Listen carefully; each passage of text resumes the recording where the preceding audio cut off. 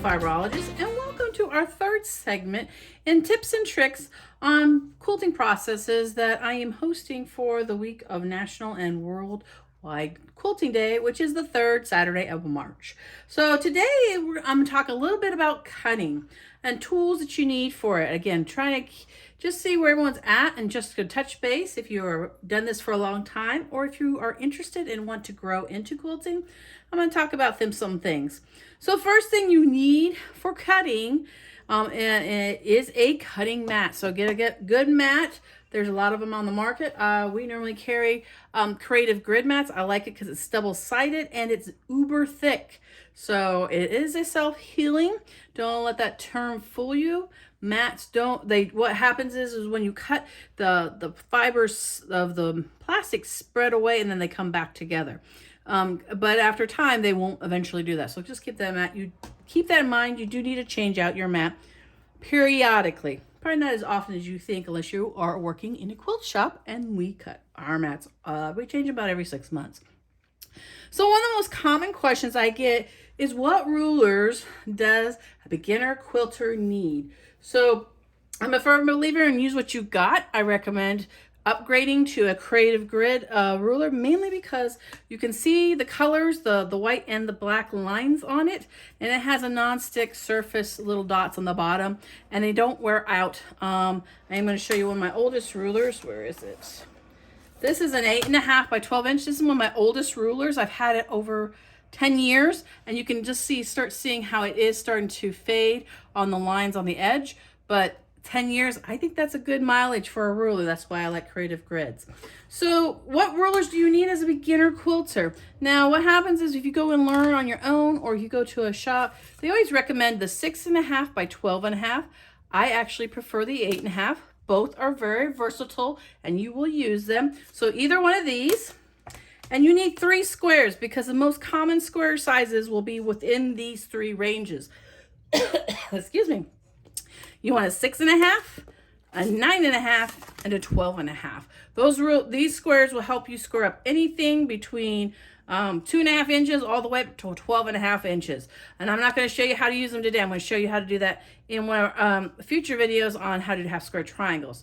So you're going to have your 12.5 by 6.5 or 8.5, your 6.5, your 9.5, and 12.5 inch square. And then everybody should also have a monster ruler, which is 24.5 by 6.5 or 8.5. I like the 8.5 inch sizes because it allows me to cut wider fabrics easier, especially if you are working with a variety of different pattern sizes. So let's go. I'm going to show you how to cut right-handed and left-handed. Let me rephrase that. I'm going to show you how I cut because everyone does it differently. You do what works for you. Again, I try to teach accurate processes, but you know, there's so many choices and techniques out there. And this is what I teach in my Learn to Quilt class.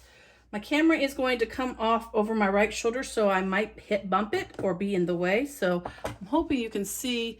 Let me zoom out just a hair so you can see what I'm trying to do right here.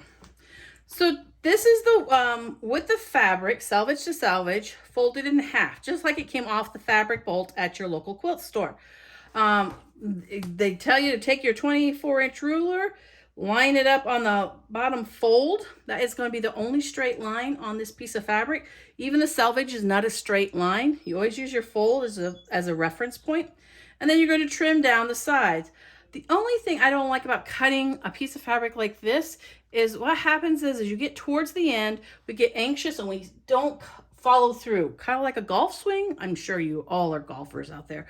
You want to follow through, and so instead of reaching, I am short, to cut that off, I encourage you to fold it in half and not use this ruler unless you're cutting borders and binding and other longer pieces. But for cutting just a strip off your piece of fabric, I'm going to fold it in half. And when I fold it in half, I gently match up the salvage with that fold. And now my new straight line is this bottom fold down here.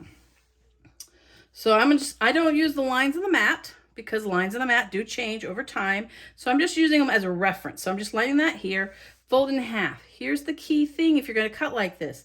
Make sure you feel that fold and ensure that both layers of fabrics are nestled into each other. You don't want them having a gape or a distance between the two edges. So just make sure they lay flat. We're going to grab that 12.5-inch ruler now because it's so much easier to handle now that we've got half that ruler out of the way and half the fabric out of the way. When you are squaring up, so we're squaring off an edge and then we're going to cut a 2.5-inch strip off of it. I am left-handed, so that means your blade will always be on the left side of the ruler. If you're right-handed, it'll always be on the right side of the ruler.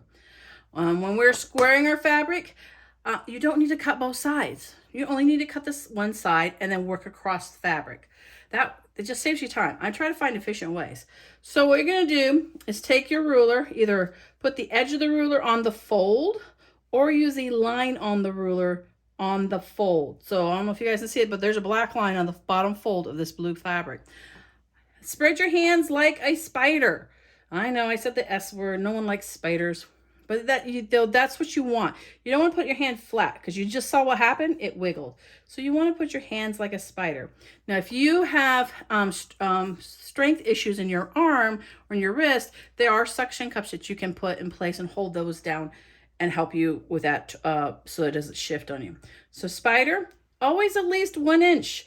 I recommend. If I see you in my class with that finger under that 1 inch area, I will tell you to move it away because the blade does skip and jump off the track.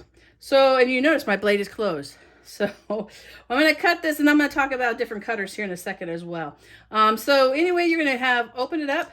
I try to start off the fabric. That is why I use a line on the ruler. So the ruler starts down below the fabric. I come up onto the fabric. Push evenly and consistently. You should be able to learn to hear the sound of the cutter going through all the layers and also feel it. Now, I come to the end. You notice I rolled all the way off, close that blade, and I pull this away. Oh, wait. This is great film. I missed something. That tells me my blade's probably dull too.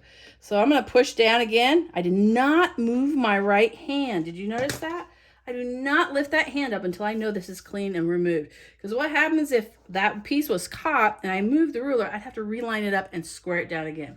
So that's just something you're going to figure out as you go through the process. All right, so that edge is straight now. I'm going to do the Tony pinch and flip.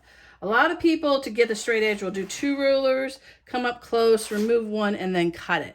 I just do the pinch and flip. The whole goal of doing what I'm about to do is to make sure these 4 layers do not shift or move. So I'm going to pinch it and I flip it. And again, making sure all those layers stay together. And now I'm going to cut a 2.5-inch strip. I'm going to show you guys here in a second right-handed way, just so you can see both directions. So on my ruler, these are rulers with 1/2 inches built on them. I'm going to use that, and I'm going to bring the ruler up to the line. It does have it marked. I don't trust marks because I know this sounds silly, but I'll see, oh, that's 2.5. Okay, perfect. I'm lined up. But where am I actually at? I'm almost at 4.5 there. So I always line it up and then I count 1, 2.5. Okay, I'm good. So the black line here is on the fold. Now my black line up here, I have what I call a sliver, a thread, a shadow, just a hair past that line because it's a narrow line. It gives me a teeny bit of fudge space and also gives me some cushion if for some bizarre reason that the ruler wiggles and moves out of my way as I am cutting it. So again, spider hands. You're gonna, hang on, I'm gonna wrap my hand around the camera. Hopefully I can do this. I need to get an overhead camera. One day I will. Press evenly, consistently, all the way up. Now in this case, pull away. Oh, see, that tells me it really is a dull blade. Yay for live action. Pull it, and there you go. So that's a 2.5-inch strip. Whatever your pattern calls for, you just keep doing it. And then if you want to subcut it, you just rotate it and cut that direction as well. So let's do it from the right-hand side. So I am going to flip this over. Says, I know this edge is not even. This one is. But we don't care about this edge. We want this edge straight for right-handed people. So again, we'll line that ruler up on the fold, on that line. I'm going to Start off the fabric, come onto it, press firmly. I'm actually pressing harder because I know there's a bad spot in my cutter, and then move that out of the way. Pinch and flip again. So we're going to pinch it and flip it. Again, using the lines on the mat does help us keep things a little straighter. Line it up on the left line and the bottom line. And then press down, follow all the way through, and pull your fabric, remove your hand. So that's the basics in cutting strips off your wide fabric. Let's talk just a second or two about different rotary cutters. Now, I wish I had a third one that is ergonomic. Like the Olfas have an ergonomic blade and cutter. These are all awesome cutters. They're all awesome brands. But you're going to find as you start cutting things, especially when you start using specialty tools that have slots in them, what's going to work best. So when you look at this one, again, these are all because this one is ambidextrous. I can use it in my right hand or left hand because there's no reason to turn the blade to a different direction. This one is set up for me to cut with that ruler right next to the right side of the blade, and that's why I have to cut as left-handed. Same with this one. This one is a clover, and it's done the same way. This is a 60 millimeter. You can see the size difference. So it's set up for me to cut left-handed. If I'm using a ruler that has a slot, the problem with this one is hopefully you guys could see, there is a lot of thickness here. So the blade's down here, and if I'm cutting, I can't see where the blade is in that slot. It makes it challenging to cut all the way through a slot. So that's why I encourage you to also have one of these.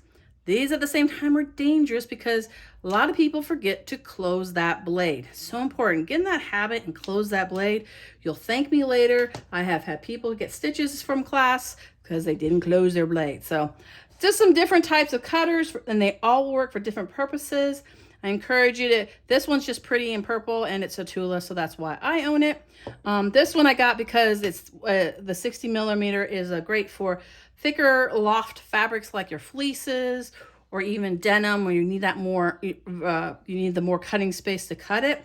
And then this one, again, purple, but it works, it's ambidextrous. I like this. And my other new one I have is the Quilter Select, which I love this one because it's weighted. But this one's kind of like the Alpha, where it's ambidextrous both ways. But this one has a really cool trick with opening the blade. You just press the button and it opens the blade, tap and it closes. It's kind of cool. So anyway, just a quick little tip or tricks about how to cut.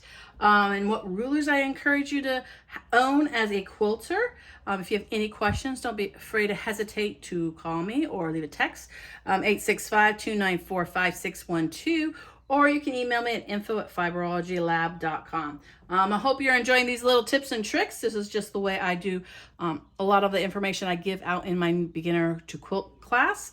And I hope you're enjoying it. We'll be back next time, and we will talk about how to take care of your machine before we start sewing. You guys have a great one, and remember, we are friends, fibers, and fun.